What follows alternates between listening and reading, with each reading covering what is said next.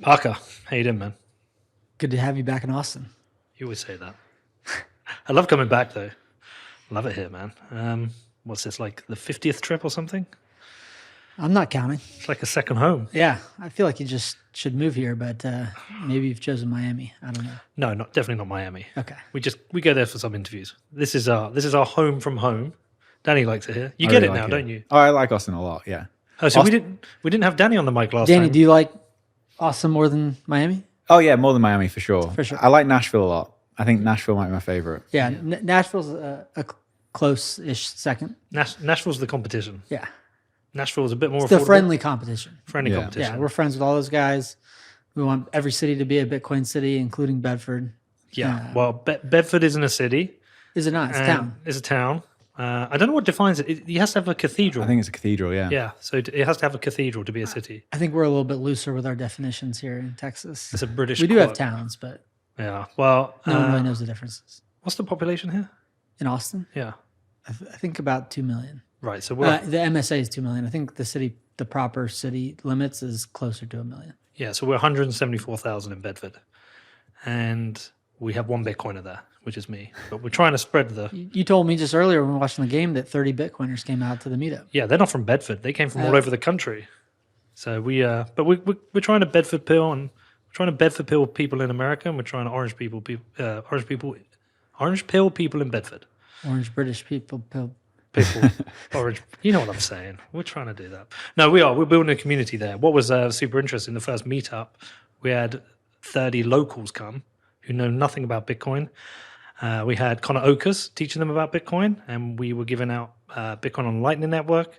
We got people to download. Was it Moon Wallet? Yeah, Moon. Moon Wallet. We're giving everyone Bitcoin. It was cool. People are understanding it, and you build a little community like that, and it grows and grows and grows. And a handful of those people are now coming back with questions. I mentioned earlier, maybe it's to you or to Will. I got a message from my cousin who came, and he's now saying to me, "What do I do about custody? Because I've got it in a hot wallet. Should I get a hardware wallet?" So those questions are starting to happen, and you know what it's like. Those 30 people might become 60 people and 100 people, and before you know it, we're the El Zonte of England. Yeah, we do orange people one by one, and one of the beautiful things I think you were talking about earlier is there's something very low time preference about that project. It's in the 10th division each year. Hopefully your team will win, move up a division. More people will be exposed to not just the team but the brand, and more people will learn about Bitcoin. Yeah, and do what you're doing. That is my Trojan horse. Essentially, is my Trojan horse to Bitcoiners, to orange pill as many people in the UK as possible. We have a Bitcoin logo on the shirt. We have it in the badge. And, our project ultimately is to try and get a team from the bottom to the Premier League, which everyone in the UK thinks I'm ridiculous and I'm an idiot and it can't be done. I say it can be done, but it might take time. It might take 2 decades. It might be a case that it's a project carried on after I die by somebody else. But it's creating that trajectory that gets us there. And it is a low time preference thing. It is one game at a time, one season at a time, one person at a time. Fingers crossed. Well, they won today, 2-0. 2-0. You got a bar in Austin to play the game and to have the audio on while there were 2 Champions League games going on at the same time. Well, so there were more Real Bedford fans than Liverpool fans there. There were. What did that finish? Did that finish 2-0? I didn't even see. Yeah. It's because this is a Bitcoin city. It is a Bitcoin city. There's a lot of Bitcoiners. Yeah, man. It's a Bitcoin city. Okay. I want to talk to you about something today. I'm in my 3rd bear market, my 2nd real bear market. The first time I just gave up and ignored Bitcoin and forgot about it. But this is my 2nd one where I'm living through it and surviving it. When it's like you survive a bear market. But as Bitcoin grows, we get more and more people coming in every time. We know that because we see the increase in downloads, is that acceleration in growth each time. But it also says to me there's an acceleration of the number of people who are going through this for the first time. And I feel like it's a good time to try and get back and explain to people what the mission is, why we're doing this, remind them where we're going with Bitcoin. And me and Danny talked about, if we're going to do this with somebody, Parker Lewis is probably the best person to do it, because I think you're one of the most level-headed people explaining Bitcoin. You're not on this roller coaster of burn the state down and great. You're just a businessman creating a Bitcoin business who has 100% conviction behind it, would you accept that description? I would accept that as generally accurate. I think that, whenever again, and I think this would be my considered second bear market. I really got into Bitcoin in 2016. I don't even know if what we experienced, in last year was, kind of an extension of the last cycle. But regardless, when I got into Bitcoin, it took me a while. I didn't immediately jump in, didn't immediately click. I did the work to understand why Bitcoin had value. And I think that realistically, Bitcoin is adopted as knowledge distributes, and understanding Bitcoin is something that is difficult to do. And that it's a lot easier to adopt Bitcoin when the price is increasing, because people are effectively following people previously who had done the work and are following the herd. But throughout the cycles, the value proposition of Bitcoin does not change.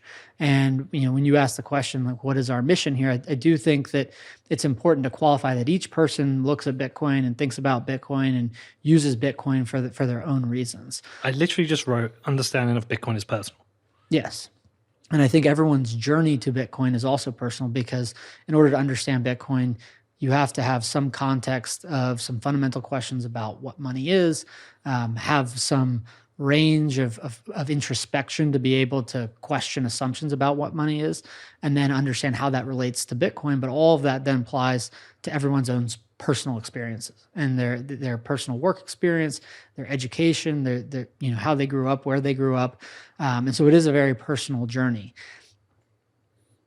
While people might use Bitcoin for different reasons, and I do think it's important to qualify the our or we, and I really speak with my own voice, but have spent a lot of time educating about Bitcoin, is anchoring back to why Bitcoin exists and why it is valuable.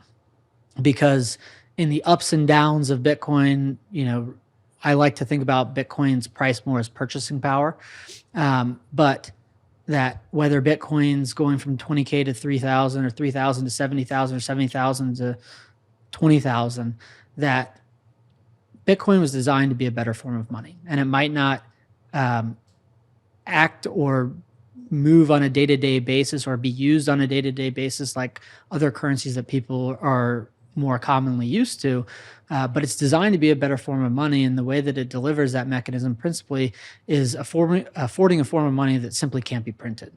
And that if we're re-anchoring to the mission, it is we're living in a world where inflation is rampant. Central banks are diverging in their approaches to solving the problem of inflation. Ultimately, my view is they've created the problem of inflation and they cannot solve it. The only thing that can is Bitcoin. That is why it exists. And that when I simplify it for people, it is there are multiple currencies in the world. Only one has removed the need for trust, and only one has afforded people an option to opt in voluntarily to a form of money that can't be printed and that is controlled by no one. That is the why of why Bitcoin exists. It's also why Bitcoin is valuable. And I always anchor to that. Bitcoin's going up or down, and people always ask me the question, like, I thought Bitcoin was supposed to be an inflation hedge. Why is it going down when there's a lot of inflation? But I always have to root people in all fundamental value, in my view, is derived from the fact that there will only ever be 21 million Bitcoin. Now that it also so happens that that is only possible so long as Bitcoin is permissionless, that anyone can join the network. It is resistant to censorship. That 21 million is tied to that concept of it's also permissionless to send Bitcoin to anyone from anyone, and that censorship at the protocol level is not possible. Those things go hand in hand in my mind, but that fixed supply, that being able to opt into a form of money that can't be printed is the fundamental value proposition. That is hard for people to understand. So it doesn't matter what the Fed is doing or what the ECB is doing or what the BOJ is doing. It really doesn't matter what is happening in the fundamental inflation mechanics of those currencies that have been printed in significant form, because Bitcoin adoption happens as people learn and understand Bitcoin. And those two things are often detached. Sometimes they collide. When the Fed printed $3 trillion in 3 months in 2020, a lot of people figured out Bitcoin then. So they are related, but they are also not perfectly correlated. Okay, so why can't they solve the problem of inflation? Is it the incentive models of those who make the decisions? Is it the political cycle? I would say they can't solve the problem of inflation because they are the source of inflation. When I say they, I'm talking specifically about global central banks that control the supply. That is one fundamental distinction when I talk about the distinction between Bitcoin being a form of money that can't be printed and a form of money that can. The central bank fiat currencies not just are printed, but are printed persistently, chronically, however you want to describe it. But the other key distinction between it is a trustless system in Bitcoin versus a trusted system, that there is a central group of people that control the supply of dollars, euros, yen. And what they have shown empirically is that they have no other mechanism to manage the economy other than create more money and then for periods of time subtract the amount of money in the system. That, in my view, that trust has already been broken. When we think about, food being 10 to 15% more expensive, if not higher, gasoline prices 25% higher than a year ago, all of that is related to the fact that central banks printed trillions of dollars over the course of the last 3 years, but extending back to the great financial crisis. All inflation, monetary means, comes from the fact that historically a lot more dollars, a lot more euros, a lot more pounds, a lot more yen have been printed. Now, to the question of why that has to persist, it is because their entire systems, the Feds, the ECB, the Bank of Japan, the Bank of England, their entire system is based on a debt-fueled bubble. Their whole system is credit-based. And the underlying currency that they produce digitally has to be printed, otherwise their entire system collapses on itself. Because functionally, for 4 decades, over the course of early 1970 to the great financial crisis, they slowly introduced more money in order to allow existing debt levels in their credit systems to be maintained rather than to be restructured. That created a massive and unsustainable credit bubble. And the only way for that system to subsist into the future is for them to print more and more money. And in either scenario, whether they print money or they don't, the economic engine collapses. It either collapses because they print too much money, or as we're seeing now with the Fed, as they're trying to rein it in, they've already. It's basically like the difference between pulling on a thread and trying to push the thread back in the hole. And do you see a scenario where we're about to see another significant print? Because there are divergent opinions on this. Some people, who was it who was saying the other day?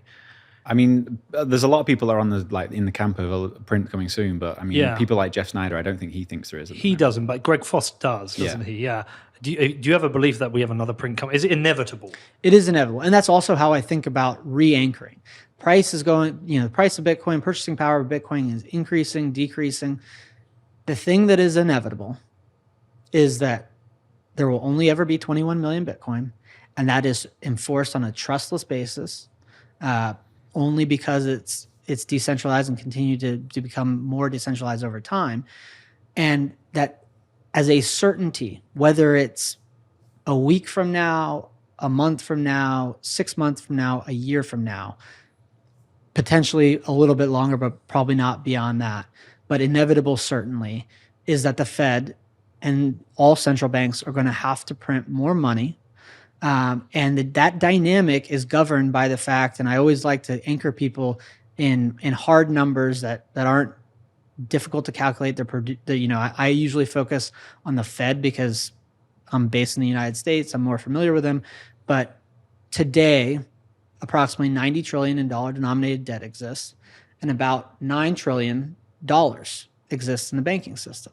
Now, what that equation looked like during the great financial crisis, there was $52 trillion of dollar-denominated debt, and only about $350 billion in the banking system. There were about $1 trillion total. And so the money supply, the base money supply, which is the one that matters the most, it is the money supply that allows for credit expansion, that has increased by 9 times. But if we fast forward today and there's 90 trillion of dollar denominated debt in the world, and that is very vanilla, fixed maturity, fixed liability debt, like your mortgage, your student loans, corporate debt, state, local, federal, not derivatives, not unfunded pension liabilities, 90 to 9. When the Fed starts to raise interest rates, everyone that is in this leverage short dollar position, because while the dollar is becoming more and more abundant and its value is going to zero because of that, it is still relatively scarce. The United States, the world as a whole, they are short dollars because of that debt to dollars dynamic.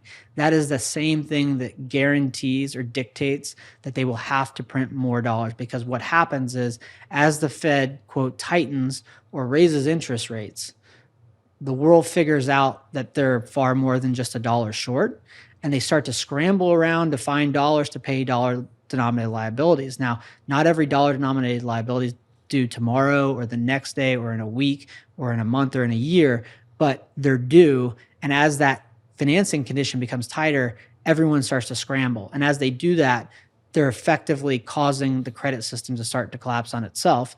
And then what has to happen from the Fed's perspective, this is what happened in 2009. It's the same thing that happened in 2020, and it will be the same thing, whether it's later this year or next or the next, is that as that credit system begins to collapse, they will have to supply it with more dollars. Otherwise, it's sure extinction. If they print more dollars, it has the potential to kick the can down the road, but it's damned if you do, damned if you don't. They created this incredibly, basically this unrecoverable system, and it's something that is not repairable. You can't repair the legacy system. And what Bitcoin is doing is it's saying that system is broken. Somebody or some group of people thought of Bitcoin, executed it, people started to learn about it, contribute to it, adopt it. But what it is functionally doing is replacing a system that is irreparably broken. But do we know how it breaks if they didn't print? What is the scenario? How does it play out? How does it break? Well, so the way that it breaks if they do not print, think about the equation of $90 trillion of dollar-denominated debt Default. and $9 trillion. That if they do not print, that as the world figures out that these debts can't be repaid, that there aren't just defaults, but there are waves and waterfall effects of defaults. That one default functionally causes the next. That causes functionally a bank run. Banks become insolvent. In this world that the Fed and central bankers and Keynesian academics have created, the banking system went from just another sector of the economy that freely competed for monetary capital alongside every other industry to being the lifeblood of their system, such that everything has to go in and out of the banking system, every financial transaction functionally, such that if business after business starts to default and the banks become insolvent themselves, then the coordination engine of the currency itself fails. That means goods and services not being delivered to market, gasoline not getting to gas stations, not necessarily holistically, but the impairment of that ability, less food on the shelves at grocery stores. So as there's more and more money, as that's actually more abundant, and the delivery of goods and services becomes more and more impaired, you have more money competing for fewer goods and services. And there are certain things in the economy that are inelastic. And when I talk about inelastic, I'm talking about food at the grocery store. Doesn't matter if you have a job or not, you need to eat to survive. Doesn't matter if you have a job or not, you need gasoline to get to a doctor or to wherever you're going in the day. If you want clean water at your house, you want plumbing, you need power. Those goods are inelastic. And that as that function breaks down, the ability to get those services becomes harder and harder, while the same amount, if not more money, exists. And so as that function of the credit system collapsing, the ability of those companies that may become insolvent to deliver services become impaired. That has knock-on effects, creates a run on the bank because the banks and their solvency becomes in question. They're the ones who have issued all these loans, that run on the bank. And then ultimately the whole coordination engine just collapses, and that's the dollar hyperinflates in that scenario. So it's like if they print, they likely kick the can down the road. If they don't, the system collapses far faster. So kicking the can down the road, do you see it as a period of controlled inflation until it breaks the other way? Is it something whereby, yes, we're having 10, 15% inflation, real numbers, then perhaps that gets under control, we get down to maybe 5%, but they have to print again. Do you see it, or do you see either scenario we're going to end up at some point with the currency collapsing either way? The currency collapsing is inevitable. Okay. Yeah. But could that be something decades away? It could be. It's impossible to predict, and that's why when I think about a framework of the future of Bitcoin, of what's going to happen with fiat currencies, the collapse is inevitable, and Bitcoin emerging as the currency that facilitates not just the vast majority, but practically speaking, all of the world's commerce, to me at this point is inevitable. And we can talk a little bit about how I think about that. But the legacy system is broken to a point that it can't be repaired, and that the root of it, right? Like if you anchor to something that is a fundamental fact that cannot be altered in this world, it is that the cost to produce $1 is zero. The cost to produce $100 million is zero. The cost to produce $1 trillion is zero. Cost to produce $5 trillion is zero. It's the same equation for the Bolivar. Cost the Venezuelan government zero to print trillions of dollars. It functionally or marginally. Same for the ECB, same for the BOJ. That is the fundamental fact, that the cost to produce money is controlled by the control is in the hands of a very few number of people. And they've already done it to such an extent that the Pandora's box was opened, and it put themselves in a situation where it allowed this unsustainable debt bubble to metastasize, or to become a bubble in the first place and then metastasize from there. And at the same time that exists, because the two things are related, there is competition now, meaningfully for the first time.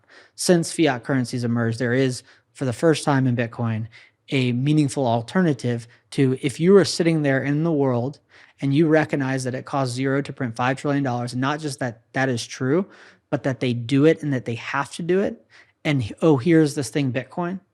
It is trust versus trustlessness. It is printing trillions of dollars for zero cost versus a fixed supply that cannot be printed, but are issued based on a consensus set of rules and by proof of work. A versus B. It's A versus B for all 8 billion people in the world. And when someone opts out of the legacy currency, a fiat currency like the dollar, and decides to start to store wealth in Bitcoin, that is part of the currency collapsing. So have you found yourself, when you're explaining Bitcoin to people, whether it's a potential new customer or family or friend, that the way you are explaining it has changed? Because I have, I find, especially right now, it becomes a lot easier to explain why Bitcoin has value by explaining what is going wrong in the current system. Especially, you can't help but miss what's going on in the UK at the moment. We've got high inflation, rising interest rates. We nearly had the pensions collapse. The government suddenly found 60 billion when they can't even pay for some social services. They found 60 billion to rescue the pension funds. We've got a massively growing debt to GDP ratio. We've got both a government and a currency that's, I think, is in crisis. That becomes a lot easier to explain. When somebody turns around to me and says, why should I care about Bitcoin? Explain Bitcoin to me. And actually, I just start explaining what the problems are with the current system. Whereas I used to explain what Bitcoin is.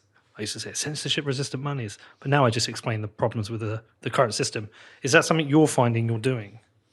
So the way that I came to understand Bitcoin in 2016 really revolved around this whole thing. I figured out that, at that point in time, the Fed was in the process of at least starting to signal to the market about how they were going to unwind post-financial crisis quantitative easing. And I realized that would never be possible, that they would never be able to get out. They would never be able to unwind. And even if they pursued a path over 2017 to 2019 to take some portion of that money that they had put in from 2009 to 2014, they would never be able to sustain that, and they would have to put in far more money. So is that, sorry, just to interrupt, is that because you can't close the gap between dollar denominated debt and dollars available that have been issued? You cannot close that. The only way to close that is by printing money. I mean, functionally, there are technically two ways. You could either let the debt collapse, or you could, like, really there's two frameworks. Yeah. You have a debt problem. 2008-9, we had, I think most people, even at this point who didn't understand what happened at the time, recognized that we had a unsustainable, an unstable and unsustainable debt problem.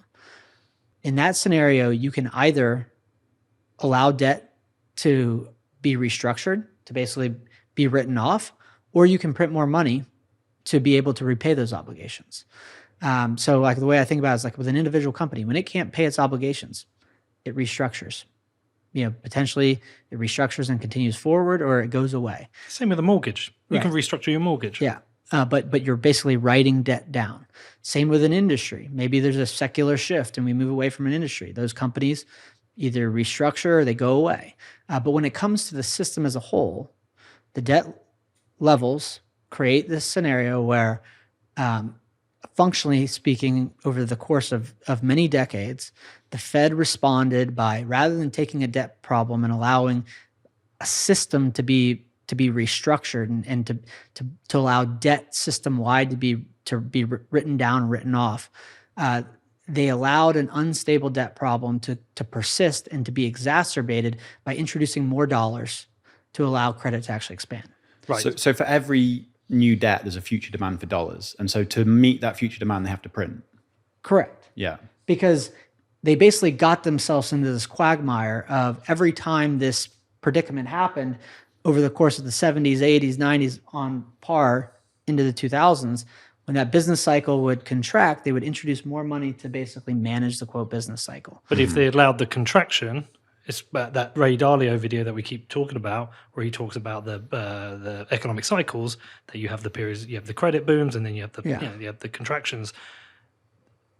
If they'd allowed that, then that would have been fine. We just would have gone through those periods. But they've eliminated the booms and busts, like in the UK. They basically suppressed volatility. Yeah, and then the ultimate outcome of that was to defer, not just defer volatility, but to exacerbate it. How does that? It's like the widening in wealth gap. How does that widening gap between credit and actual dollars happen? Is it because of things like is it the bond market? Is it pensions? Well, like it's just easy to talk in like real terms. Yeah. So, kind of snapshot 2008, 2009. There was 52 trillion ish of dollar denominated debt, and about $350 billion in the banking system, about $1 trillion system wide. From 2009 to 2014, the Fed introduced 3.6 trillion new dollars. So depending on whether you look at it as cash in the banking system, they increased the cash in the banking system by 10x, or as a system in the whole, they increased the cash total by about 3.5 times. What those dollars did was allow those existing debt obligations to be sustained functionally, to stop the bank run, to allow more dollars to service the existing debt burden. But what it also did was introduce new dollars to allow for credit expansion. Yeah. So by introducing 3.6 trillion of new dollars of base money over the period from 2009 to 2017, the amount of dollar denominated debt expanded by 30 trillion approximately, from like 52 trillion to 82 trillion, approximately 80. So new dollars being introduced in the order of magnitude of 3.6 trillion to new debt being produced of 30 trillion, that each dollar that is introduced, say I lend you money for 30 years to go buy a house. Well, now somebody has new deposits in the banking system. They might invest those in loans. They might issue another loan.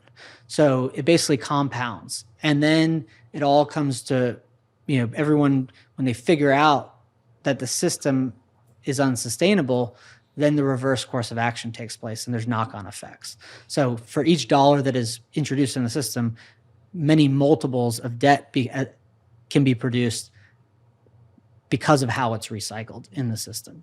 Right. Okay. So I do then therefore think one of the biggest jobs we have is educating people about the current system. Right. Well, that's one of the things. Bitcoin's hard to understand. Money's hard to understand. But the legacy system is hard to understand, right? Yeah. Trying to help them understand this. The way that and coming back to your question of how maybe explaining Bitcoin to people has changed, I've always gone down that consistent thread of like the Fed has to print money, helping them understand why, helping them understand these debt to dollar dynamics, because what is really important to people is simply that fact of you've experienced historically the fact that your government has printed money, whether it's government, central bank, even though they're independent from each other, they're functionally the same. They're tied at the hip, inseparable. You know empirically that they have a track record of doing that. You might not understand why they do it, but you know that they do it. And then if I can help people understand this is why it is inevitable that they have to do it again, that there is actually a mechanism that forces their hand, that connects dots for them. And then when they understand that this thing, Bitcoin, is not blockchain tech, it's not, the next tech wave, it's the solution to that problem, that makes it fundamentally easier for them to understand. What I have found in the last 6 to 9 months is, and I've had to, change some of how I've explained this, is Bitcoin. I like to think about Bitcoin as it's not an inflation hedge. Yeah, I was about to say it's a hedge against collapse. Well, I look at it as it's not a hedge against inflation. It is actually the solution to inflation. Okay. It's taking the fly out of the ointment. Inflation is a function of people printing money. Yeah. Central banks, 12 people sitting around a table in New York or DC or wherever they meet, in the equivalent in the UK or Tokyo. And Bitcoin fixes that. You can't print money. If you can't print money, we will not see monetary inflation. Monetary inflation is a function of that. Now, what is difficult for people to understand is, hey, at the same time when CPI inflation in the United States is 8 to 10%, and real inflation, which everyone experiences at the grocery store or the gas station, is higher than that, they think of, and they've been told a story that Bitcoin is an inflation hedge, or that simply if I go tell somebody, hey, government printed $3 trillion between March of 2020 and May of 2020, Bitcoin is the solution to that, that makes sense. But then what doesn't make sense is, hey, like, why when there's more inflation is the price of Bitcoin not going up? So what I've had to do is help people understand how those two things are entirely consistent with each other. And because we've collectively, and I say collectively, not saying we're all at fault, but collectively that was a narrative that we took through Bitcoin. We said it's an inflation hedge, giving people the anticipation that when we see high inflation, that more people will be buying Bitcoin to hedge against it, which just hasn't happened. But I see what you're saying now. It's the solution, but it's a work in progress. Yeah, and it requires more adoption. I look, calling Bitcoin a hedge to inflation, I think it's an attempt to meet people maybe where they are because they've thought about other things as hedges to inflation without questioning the fundamental cause of inflation and what the potential solution to that would be. So I kind of viewed like the description of it's a hedge to inflation as always having been kind of somewhat lazy, or if it wasn't lazy, it also wasn't accurate. Because it's really competing at that monetary level. Bitcoin will replace the dollar, it will replace the euro, it will replace the yen. And that will fundamentally fix this problem that we all persist in, which is monetary inflation, or the function of central banks printing trillions of dollars. But what I try to help people understand on that point is that Bitcoin, because the explanation for that, when people say, hey, Bitcoin is, even if you say, let's forget that we said that it was a hedge to inflation, if Bitcoin is the solution to governments printing money, why in this environment where the symptoms of what all these Bitcoiners have been talking about are playing out, why is Bitcoin not going up in that turn, in that period of time? I simplify it for people these two ways. One is to recognize that while significant and material to the world, Bitcoin today, and even though it's working to replace the dollar at least is still my unit of account, and is most people's in the United States, maybe most people in the world. at least in terms of financial markets, that the entire Bitcoin universe is, the purchasing power is about between 350 billion and 400 billion dollars. The global financial system, the value of global financial assets is 400 trillion. The dollar is the 800-pound gorilla in the room, such that when the Fed is taking measures to tighten financial conditions, dollar financial conditions and dollar financing conditions, everything else gets dragged along, as we're seeing. The euro, the pound, the yen, the stock market, the S&P, the Dow, the NASDAQ, everything becomes correlated to the dollar, because the dollar is the funding currency of the world, and everyone is short dollars. Everyone is scrambling to source those dollars. So while Bitcoin is the solution to the problem of the Fed inevitably have to print more dollars to prop up the credit system, when you think about that relative size, when the global financial market, the market for financial assets, goes down by 1%, 4 trillion of paper wealth gets eliminated.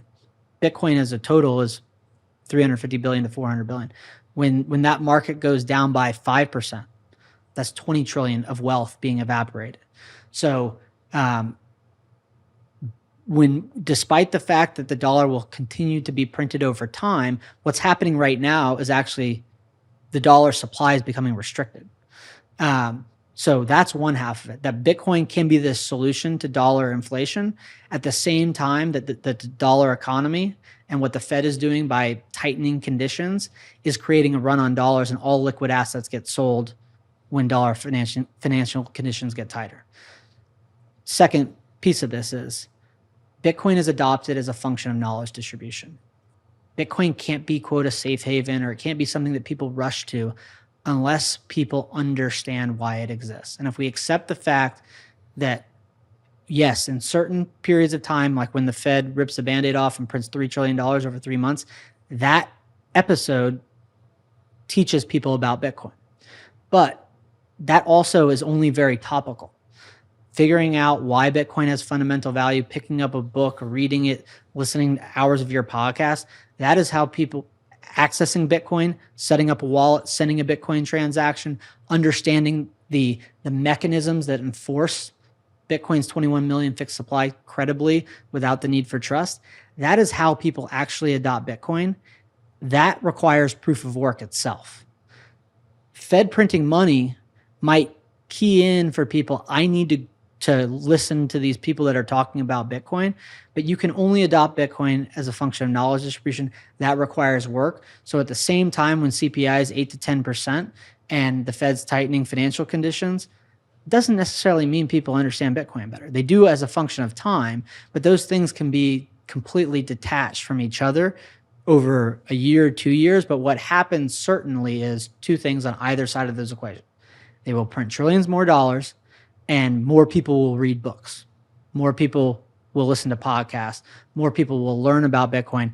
Bitcoin's knowledge distribution accelerates over time.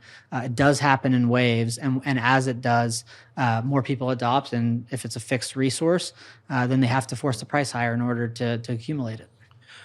If we talk in terms of real experience of using Bitcoin as money, or considering Bitcoin as store of value, you are obviously 100% right that it can't be debased. There will only be 21 million. And it is the solution to inflation. But the real world of experience is when somebody's experience is inflation, their purchasing power drops. When the price of Bitcoin drops heavily, their purchasing power drops in terms of the relative exchange rate of Bitcoin to dollars. I think a lot of people want to avoid that. A lot of people can't take that risk, especially at a time like now, because budgets are tight, belts are tightening. So whilst you say that Bitcoin is a solution to inflation, I agree. How do we get to the point where inflation is solved? Does it require the collapse of the currencies and full adoption of Bitcoin? How do we get to that point? Because for some people to adopt Bitcoin, they don't need they don't need it just technically solved. They need the real world experience solved. I think so. To start, where I would anchor to there is that yes, when the purchasing price of Bitcoin goes down, that functionally has the same effect as a currency inflating, right? But people have to anchor to, why does Bitcoin have fundamental value in the first place? Yeah. Because while the entire world is going to be forced today, when I say forced, today it's an option. Anybody can adopt Bitcoin on a voluntary basis. But if the rest of the world decides that Bitcoin is going to be the money that they demand for their goods and services, if you want to buy goods and services from those people, you're going to have to somehow have acquired Bitcoin. And once we cross over a critical mass of a wider and wider consensus aggregated around Bitcoin being that long-term solution, then at that point, a lot of other people are going to be dragged along. They're going to have to adopt it as a currency. But in this interim period, when we're in this period that I would refer to as Bitcoin's monetization event, or when Bitcoin is being globally adopted to that point of full adoption, that it is volatile, right? And while my good friend Sahil might like to live on zero, he knows a lot about Bitcoin and can tolerate the swings and manages his life a certain way. If people do not understand Bitcoin well, because when I talk about Bitcoin being adopted as a function of knowledge distribution, and that is literally picking up a book and reading it, the Bitcoin Standard, inventing Bitcoin, mastering Bitcoin, Bitcoin money for kids, grokking Bitcoin, listening to your podcast, listening to TFTC, listening to Stefan, that all requires time and work, right? There's no avoiding that. But the time when you first buy Bitcoin, your understanding of Bitcoin is necessarily limited, because Bitcoin, part of the understanding of it is actually experiencing it over time, seeing Bitcoin work, actually interacting with the Bitcoin network. Not everyone has to run a node. Running a node helps to build a knowledge base. Sending Bitcoin transactions where you actually have a wallet, that functionally does. Helping people hold their own private keys, they actually learn about Bitcoin. When they live through a halvening, I refer to as halvening, not having, they learn something about Bitcoin. They experience it from themselves as a Bitcoin holder, that, hey, the rate of issuance just cut in half and no central party got together to determine that was going to happen. How does that happen? They learn more. But that is to make the point that from the first time that someone buys Bitcoin, and then you start stacking up days, weeks, months, years, their knowledge and understanding of Bitcoin grows actually part of that process of having experienced it.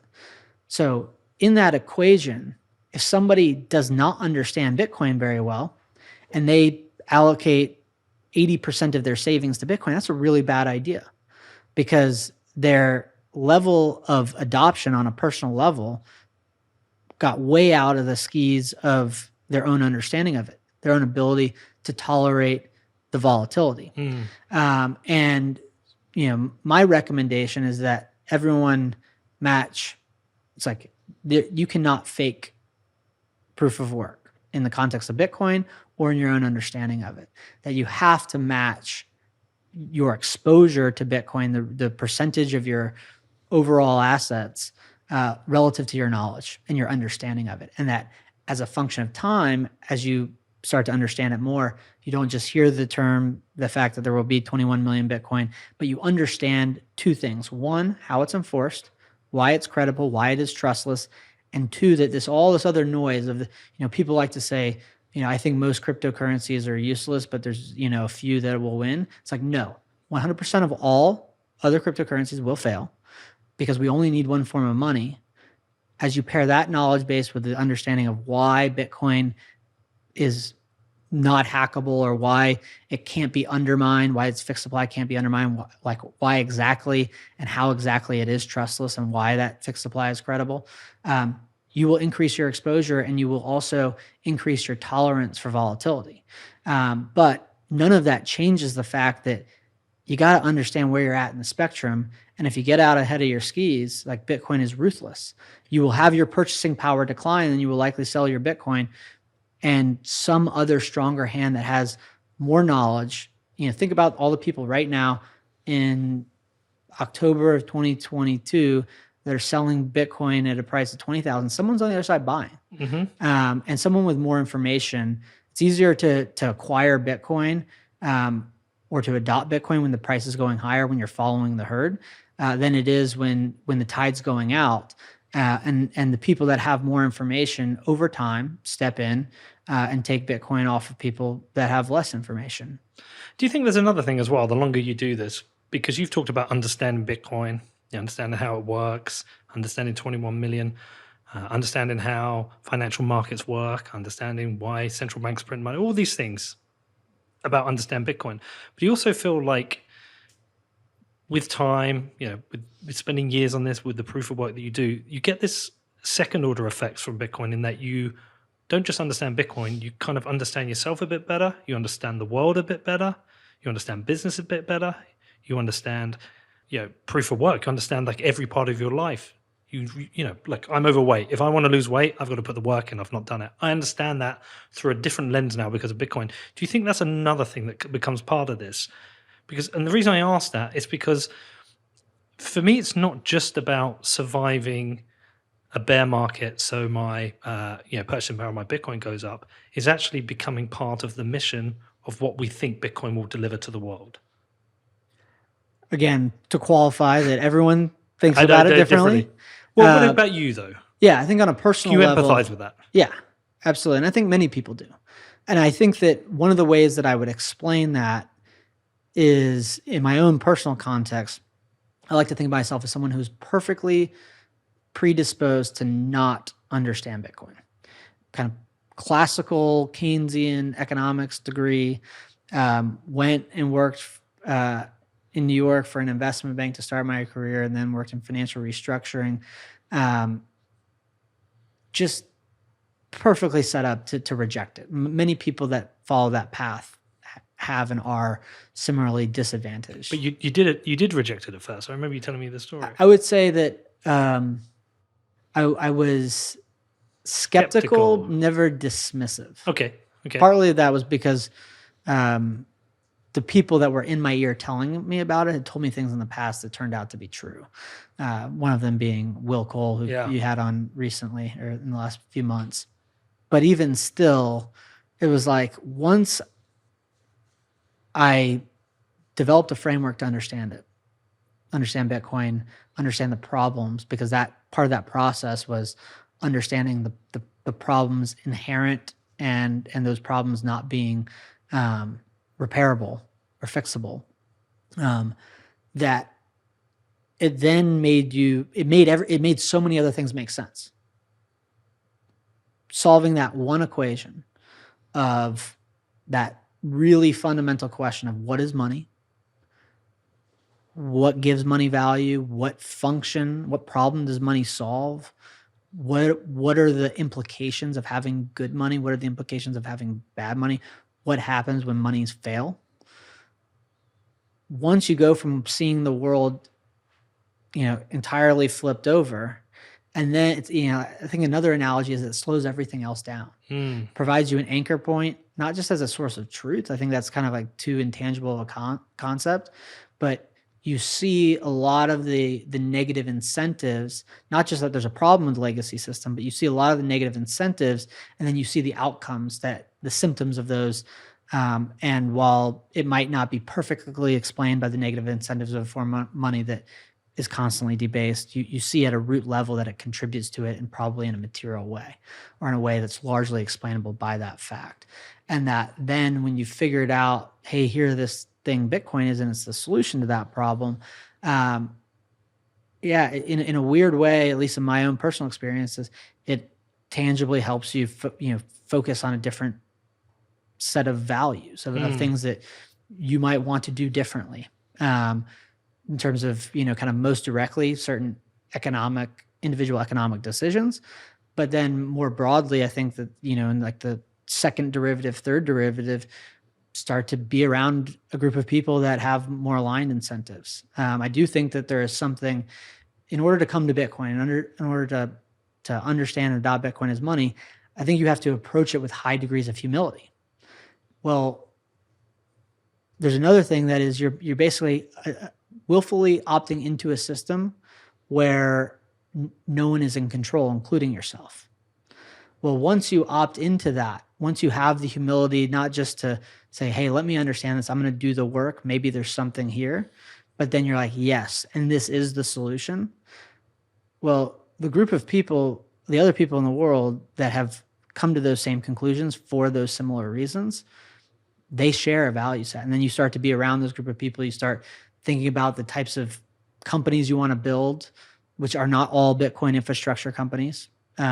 They might leverage Bitcoin, what the Beef Initiative is doing to leverage Bitcoin. It's not a Bitcoin company. Yeah. But it's leveraging Bitcoin. It's leveraging the Bitcoin community.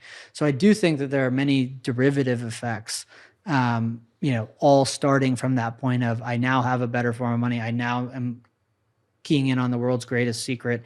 I am now going to question every financial transaction that I make with a much closer eye and with much more scrutiny.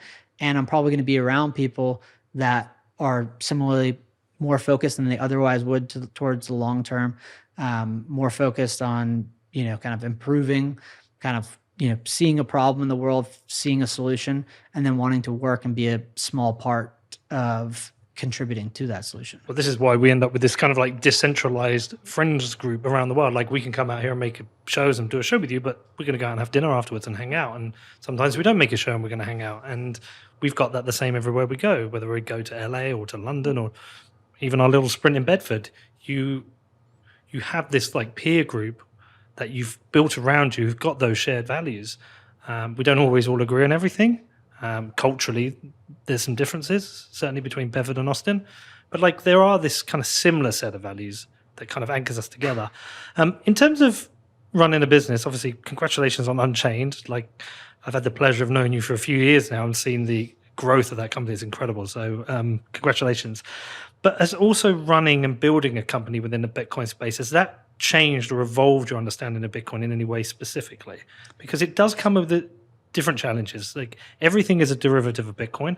We have challenges running a podcast, which is Bitcoin based. We are part paid in Bitcoin, which we hold in Bitcoin, which comes with challenges. So, I've got a different understanding of Bitcoin because of that. But what has your experience been? Because we're 6 people, you're a lot more. Yeah, I think that one, when you're building a Bitcoin company, at least one like ours, but I would expect, I'm friends with a lot of people that build other companies that if they're focused exclusively on Bitcoin, because the world where you have grift that's building things on crypto and NFTs and DeFi and that whole nonsense, all of that is worthless. It's like lighting money on fire. So like when I talk about building a Bitcoin company, it is about building infrastructure that is valuable for Bitcoin. In our world, and when I look at our peers out there as well, similarly focused on Bitcoin, there's a lot of Bitcoiners that work at our company. Most, actually, not all, but most. And so you're interacting on a day-to-day basis with people that have kind of similarly stumbled upon or done the proof of work to figure out this thing, Bitcoin. And on a day-to-day basis, when you're spending 8 to 10 hours around those people or interacting with those people, that has a positive effect on itself. In addition to then the kind of extensions of those, like the local community here in Austin or whatever city you go to where there's a Bitcoin meetup popping up, that I don't think it necessarily, like, again, this is the first company I've been a part of building. Historically, I worked in the traditional financial services, that it makes it easier, I would expect, to tolerate the volatility.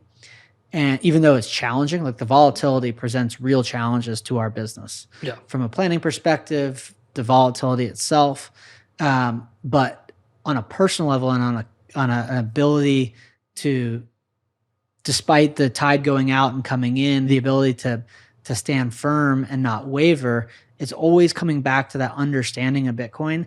That understanding of Bitcoin for me, building a Bitcoin company, is reinforced by working with my peers that see the world and also similarly are standing shoulder to shoulder working.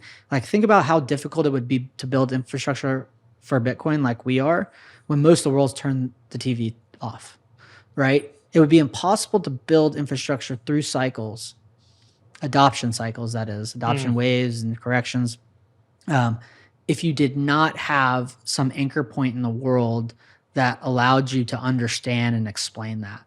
And specifically building a Bitcoin company is reinforcing that, because you're around a bunch of Bitcoiners. But then also my process of writing, which was semi, related to my business, but also independent, that writing process distilled it down. I have a reason to go out and talk to Bitcoin to people in the energy industry, in any industry functionally. Energy and Bitcoin happen to have a very tight strategic relationship around proof of work. But that in itself, that process of writing, the process of thinking about products, the interaction with peers, the interaction with clients, all of that, I think, makes it easier for people in this world to not get distracted by the cycles, versus if you were on the periphery and you weren't zeroed in on all the infrastructure being built, seeing the quality of people, seeing the communities locally build up. It might be a lot harder to hold firm in these times. So it does present challenges, but it also makes being a Bitcoiner a lot easier at the same time. And does it give companies a natural culture? Yes. It does. Yeah. Because building culture is hard. And if you have to ride through difficult times, the tide going out, if you have that natural culture that everyone understands, I guess it collectively brings you together. It does. And I can describe this from my own personal experience.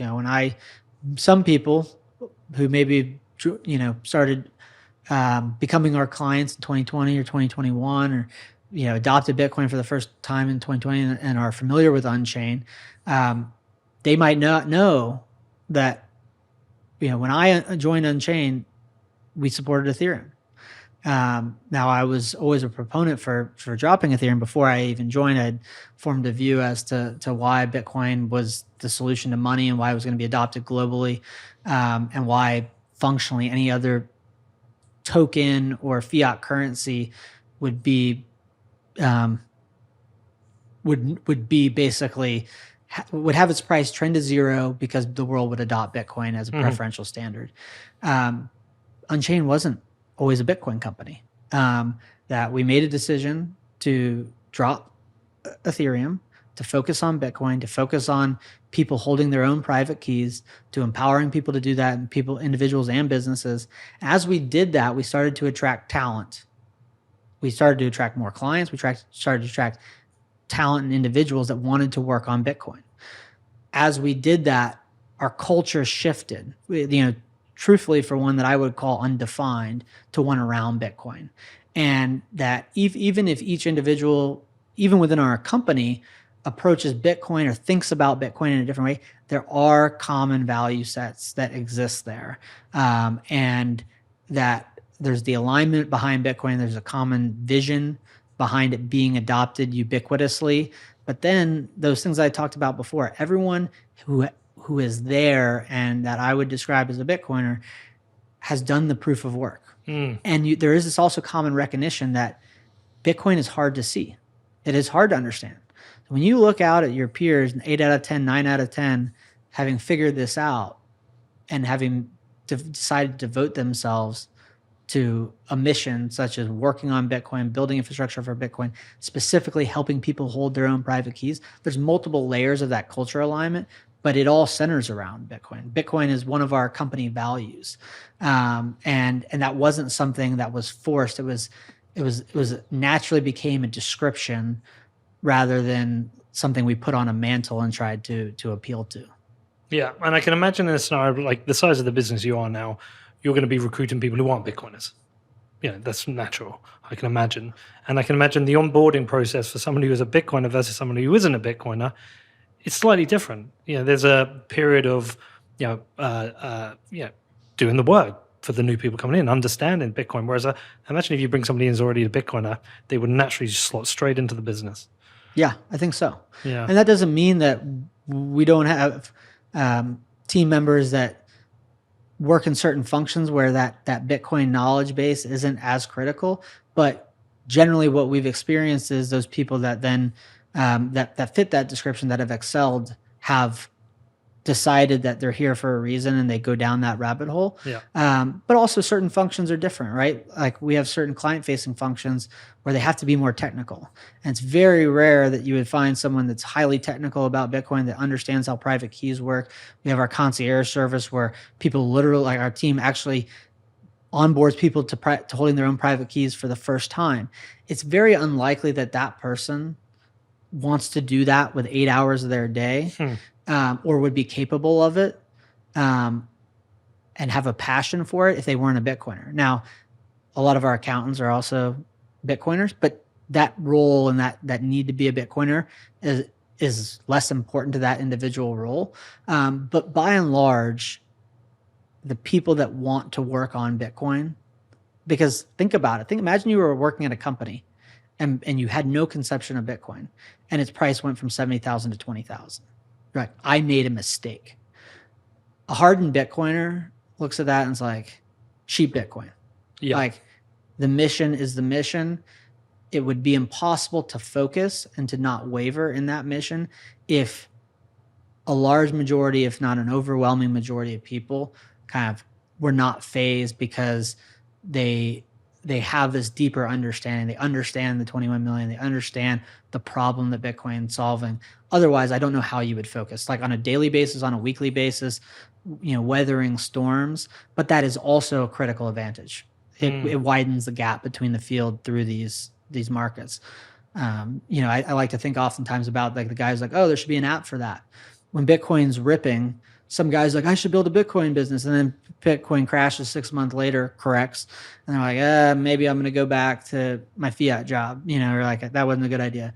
The Bitcoiners, it's what allows people to build infrastructure through cycles. I don't think that would be possible in a meaningful way for a Bitcoin company if not for that. And how far do you think we've come, infrastructure-wise, the maturity of the market, the maturity of understanding, general acceptance and adoption?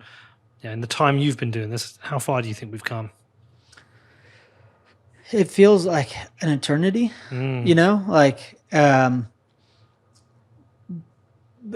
this interesting dynamic where it feels both like yesterday and an eternity at the same time. A couple of days ago was the 4th year anniversary of me being at Unchained. And that like both like feels like a different world as well as I can't believe it's already been 4 years.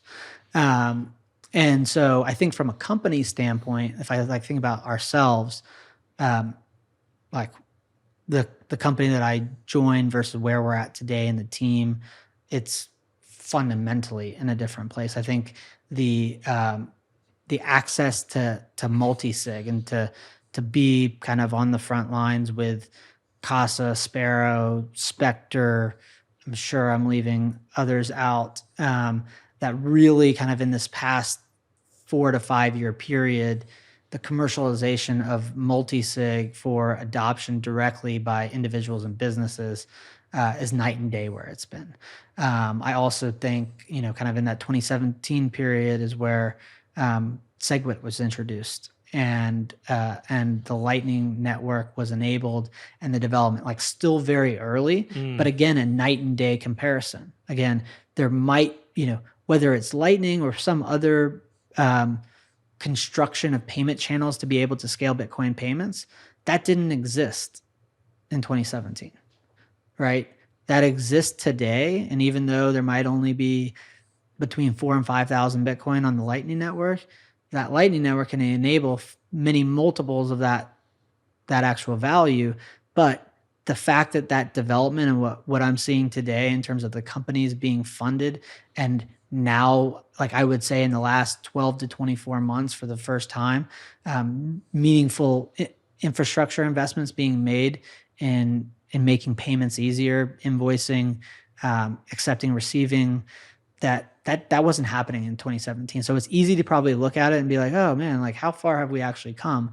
But at least on our side of the fence of helping people hold their own private keys, payments investments starting to be made, I think you're starting to see more and more Bitcoin exclusively focused companies being funded, and still with only a fraction of the capital that's being sloshed around and lit on fire in the crypto world more generally.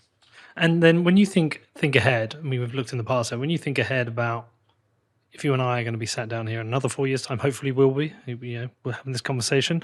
What do you think the important kind of next significant shifts we need to see in the world of Bitcoin? Is it infrastructure? Is it to do with user experience? What are the things are you thinking about over the next kind of 4 years?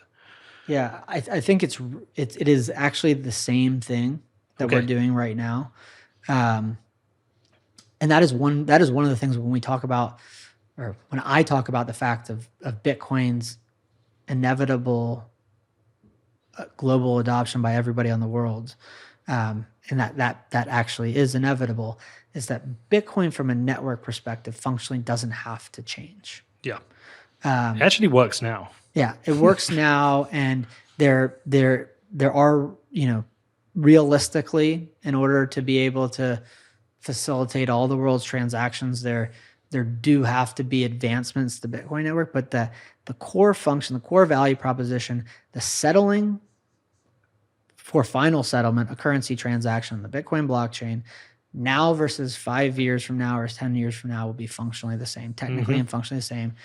And whether payment channels are opened via the Lightning Network or other implementations that sit on top, again, there will be a Bitcoin transaction, and there are certain consensus rules that determine what is and isn't a Bitcoin. Those are not going to change. So I think about everything, all infrastructure that's being developed on Bitcoin is just figuring out how to leverage this rock that is a foundation. That is, there will only ever be 21 million Bitcoin, and if you want to transfer that, there are certain rules. They are consensus rules. They cannot be changed. They can't be changed because of the fact that not because there's a benevolent dictator, but that the network is decentralized and it's becoming more and more decentralized as it becomes larger. How do we better utilize this resource that exists today? Those three things: focusing on more and more secure custody. Companies like ourselves and Casa and Spectre and Sparrow and River and Swan, or anybody contributing to Bitcoin custody, developing more and more secure solutions. That ease of use is part of it. It's delivering secure solutions to secure custody solutions in a way that isn't necessarily trading off the ease of use versus the security. That doesn't mean everybody has to hold their own private keys, but it does mean that people have to reliably have to be able to hold Bitcoin without losing it, right? When if I talk about Bitcoin being a store of value and all of its value deriving from the fact that there will only be 21 million, and that Bitcoin has fundamental value to the world because it is finitely scarce and has a foundation for the world's new money, that scarcity is not of value to you if you do not understand it, or if it was possible for you to lose. Imagine you had one Bitcoin and 2 years from now you lost it, and Bitcoin quintupled in purchasing power. Did it store value for you? No. So the continued advancement and development of custody, also the continued advancement of knowledge distribution, more podcasts, more books, better books, more meetups. That same thing that is happening today, that again, if Bitcoin is a fundamental value for that finite scarcity, that 21 million fixed supply, if you do not understand it and you buy it and it whipsaws around and you sell it and then it quintuples in value, did Bitcoin store value for you? No.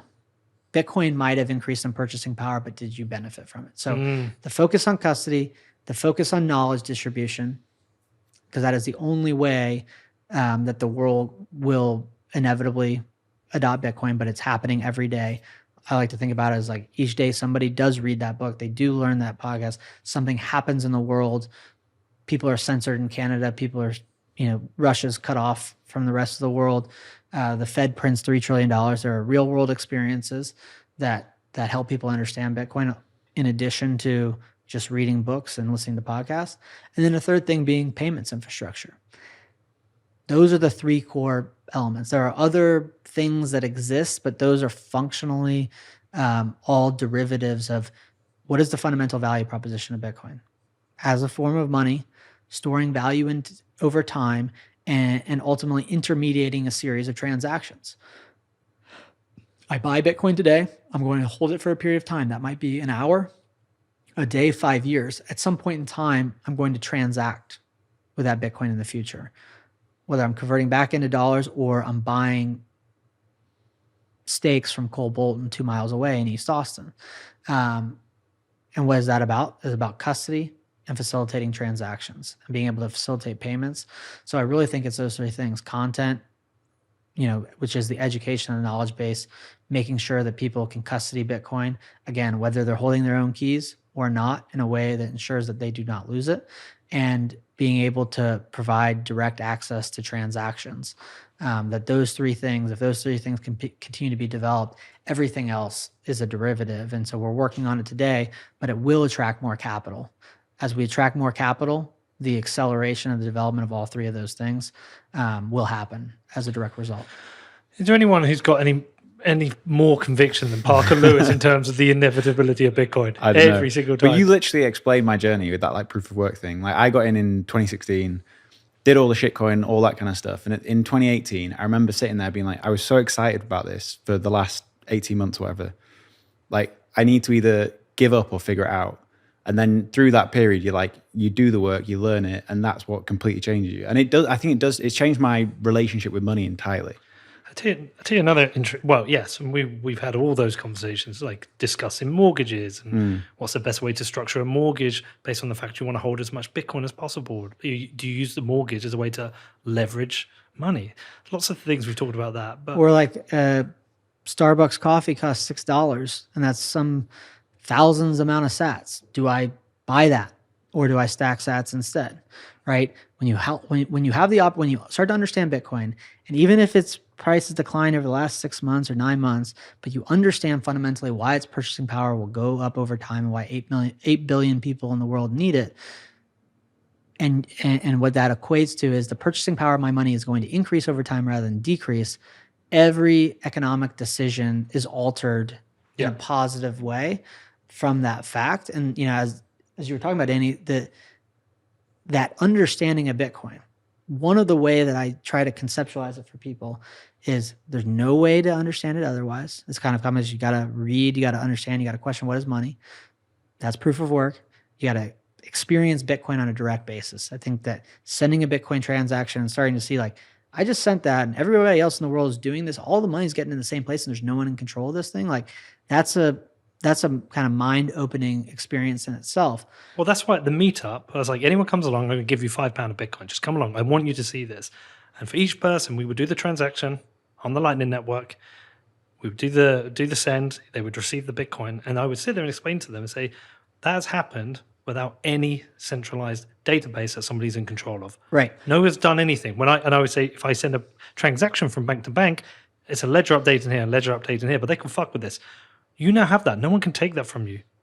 Right. So here there is this system that I might not understand, but thousands, if not tens of thousands, if not millions of people are sending transactions originating from all over the world, going to different parts of the world.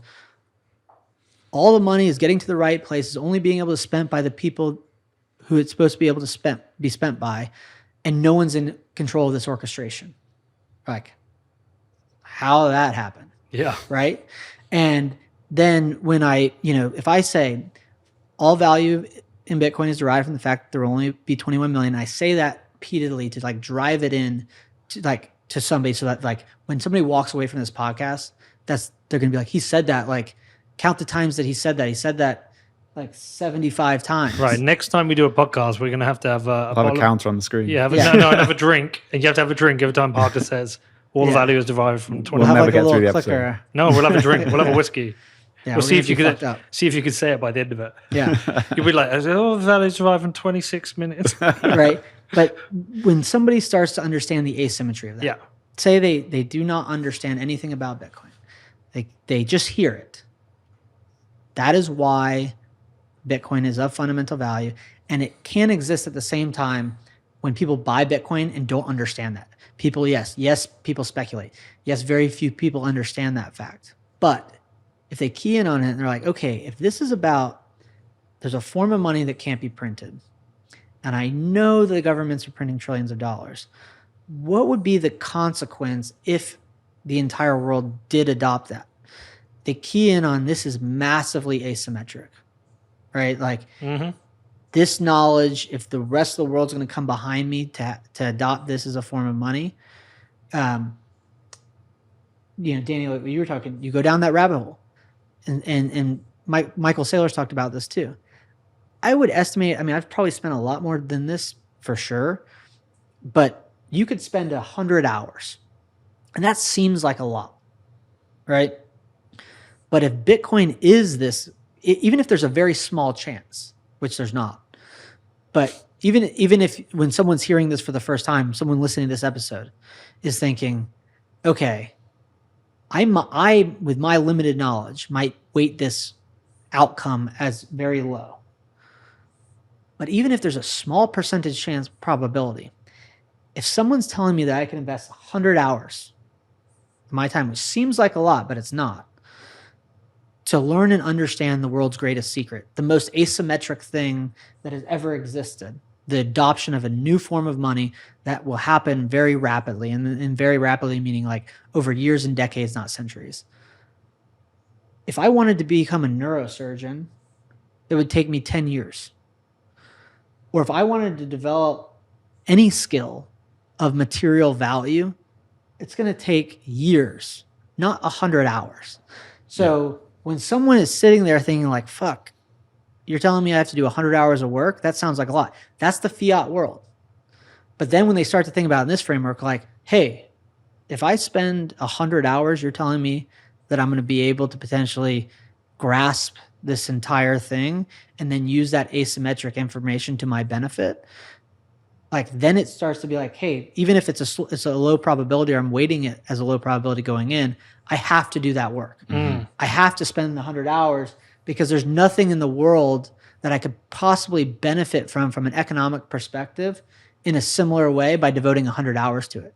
100 hours of anything, being a golfer, a soccer player, a podcaster, like, you're not going to be a craftsman at whatever you do by devoting 100 hours. Devoting 100 hours to Bitcoin puts you in a massive asymmetric information advantage, or a position of that advantage over everybody else in the world.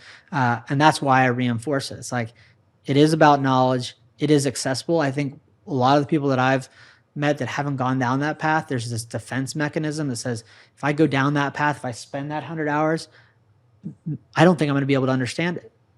And then they shut down and decide not to. And what I encourage people is like, this is the most asymmetric use of your time.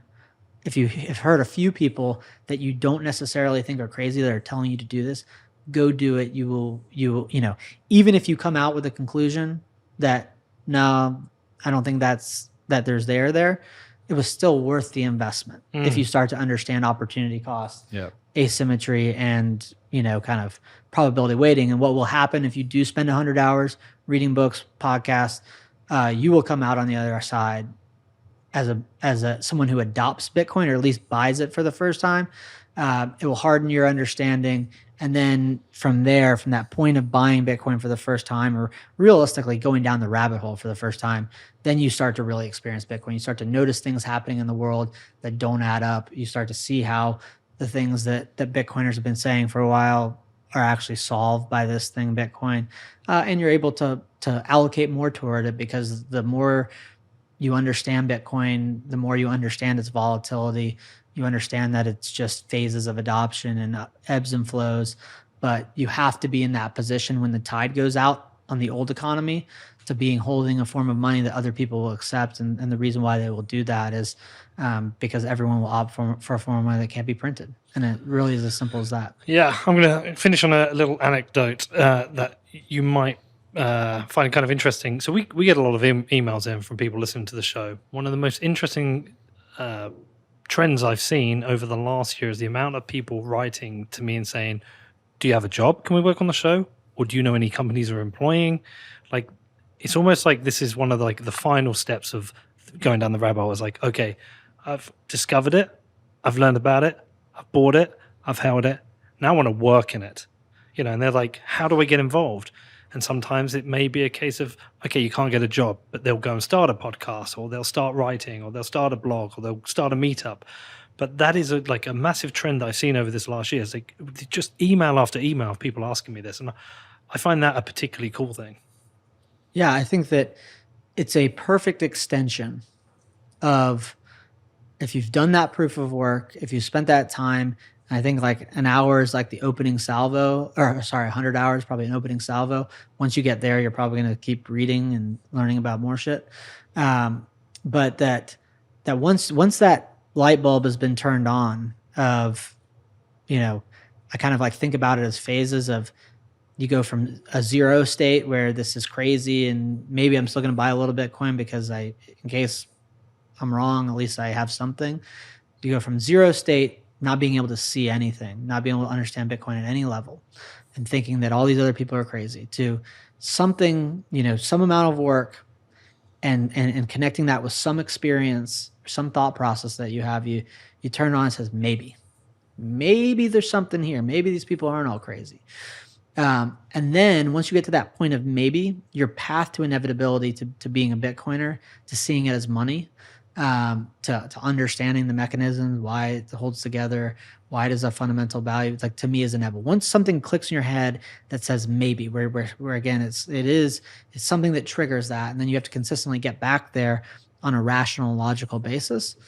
Then your interest fundamentally changes. You're like, okay, if the world is going to adopt this thing, Bitcoin, as its new form of money, and not in a niche way, but in an entire way, you're like, not only will my day-to-day be better if I'm actually working on that thing because it is fascinating, but I'm going to be getting in front of the largest tidal wave that's ever existed. And so there's some economic incentive, but then there's, a non-economic incentive, what we talked about before, getting to work day by day, side by side with Bitcoiners. That is more enjoyable than sitting at your fiat job, hating your life. Yeah. It is. Now, what I do also, not necessarily caution, but what I do recommend to people is working on Bitcoin or contributing to Bitcoin is not simply like writing, or not simply, but it's not confined to having a Bitcoin podcast or writing about Bitcoin or building a company like Unchained. Texas Slim and the Beef Initiative, Cole Bolton, they've incorporated Bitcoin into their businesses, and kind of they're working on decentralizing and localizing market access to food, and recognize, and it's one great example of like how you think differently. Like when these guys figured out Bitcoin, it was decentralized. They knew that there was a problem with the centralization of the food supply in the United States. They were like, hey, the group of people that's going to respect and value this are Bitcoiners. Yeah. Let's go talk to them. But functionally, the only part of their business that is Bitcoin is accepting it as a form of payment, right? And so you can incorporate your business or Bitcoin into your business without having to go, quote, work on Bitcoin. And there will be similar benefits to your network, your business, people. One of the things that I've experienced in many different places is that Bitcoiners will change their behavior. We're going to go eat dinner tonight at a steakhouse. And we were talking about going to, steakhouse A, steakhouse B. And I was like, steakhouse A has a Bitcoiner running it. Yeah. We're going to steakhouse A. We like literally, Will and I. Should we give him a little shout out? Brian Kelly. Three Forks. Yeah, Brian Kelly, thank you for giving us a table. Yeah. We were talking about going to Bob's. Yeah. And Will was like, yeah, let's go to Bob's. I was like, no, there's a Bitcoiner. Yeah. And so we're changing our economic decisions. And again, not everyone's going to do that. There has to be an incentive. The steak's damn good, right? Yeah. If it was a shit steak, Brian, sorry. But there's a lot of good steaks in Austin. There are. Yeah. There are. But my point is that there are economic incentives, and there are non-economic incentives. They are related to each other, but people working on Bitcoin are contributing to Bitcoin. Anybody that's storing their wealth in Bitcoin is contributing to Bitcoin, in my book. But it works the other way around, right? Like Brian said to us that other time, is like, oh, here, take my number. Anytime you want to get a table, I'll sort a table out for you. We knew it was full. We dropped Brian a text. He lets us in because he has it the other way around. He wants us there. It's a two-way street. Yeah, he wants Bitcoiners there as well. And we have that relationship with him. And It's a beautiful thing. Yeah, and like I mean, I think I'm not sure if I actually met these guys. Maybe we've communicated them over the line, but like the Tahini's guys, right? Yes, yeah. Right. Imagine like you're sitting there, you figured out Bitcoin, and you work in the food industry. Like coming and working for Unchained probably isn't how you're going to contribute the most value. Well, maybe go work for a restaurant like that.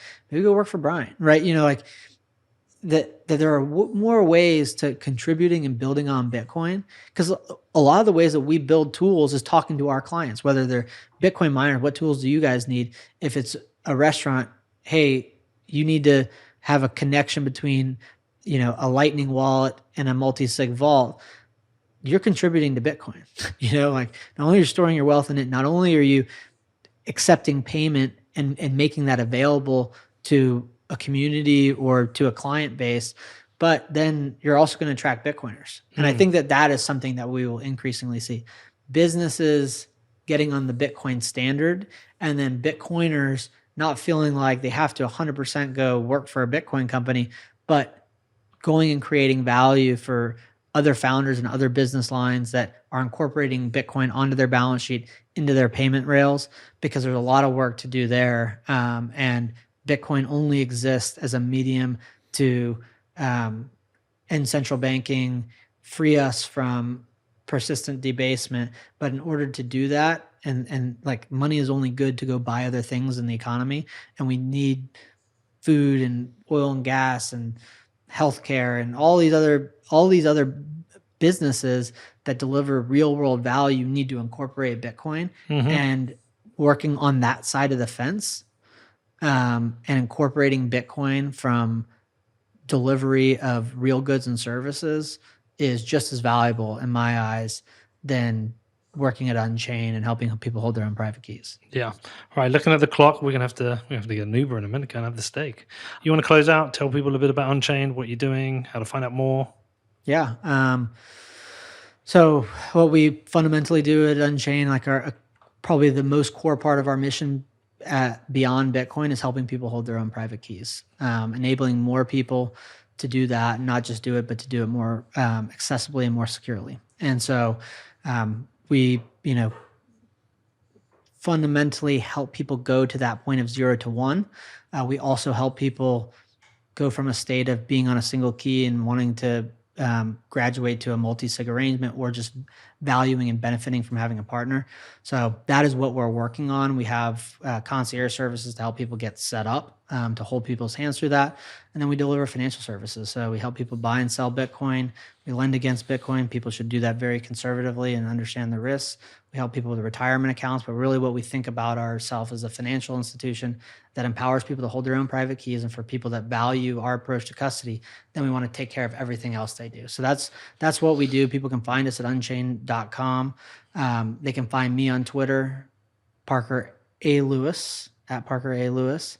I've got a blog that we're working on turning into a collection of essays or a book in paperback form, but that's also linked on our website. It's called Gradually Then Suddenly. We made a series about that. We did make a series about it. 3 shows.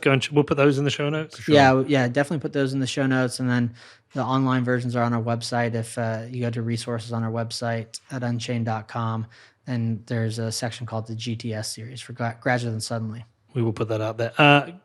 Always great, Parker. Thank you. Always like making a show. Always like going to have a steak with you, which we're going to do now. So thank you for coming in. Thanks for doing this. And again, just congratulations on everything you've done with Unchained. Watching it grow has been incredible. Yeah, let's keep crushing. Let's do this again next year in 4 years. Maybe not 10 years.